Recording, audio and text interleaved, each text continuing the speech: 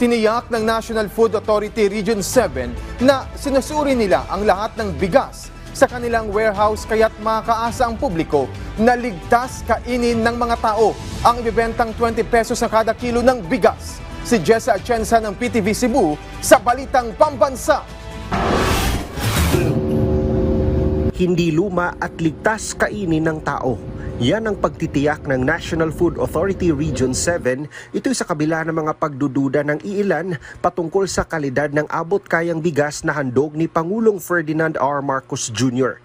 Ayon sa NFA 7, sinusuri ang lahat ng kanilang bigas sa warehouse bago ipamahagi.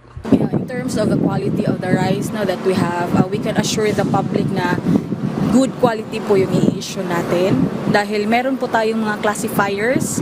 Sila po yung mag-identify or mag-check if ang stocks na i-release is in good condition. Dagdag ng NFA 7, paparating na ang augmentation na supply ng bigas nila mula sa ibang rehiyon bilang pagsiguro na sapat ang maibibigay na supply para sa mahigit 50 LGUs sa lalawigan ng Cebu. Ang ating stocks po is this will be augmented by the rice shipments po coming from our source regions like Region 6. Meron din po tayong expected na arrivals from Region 10 and Region 4.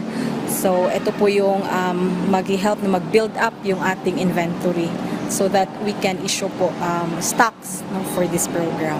Suportado naman ni dating Senador Panfilo Lacson ang programang ito ng administrasyon ni Pangulong Ferdinand R. Marcos Jr. Lalo't makatutulong din ito hindi lang sa mga mamimili kundi maging sa mga magsasaka. Mula sa PTV Cebu, Jesse Atienza para sa Pambansang TV sa Bagong Pilipinas.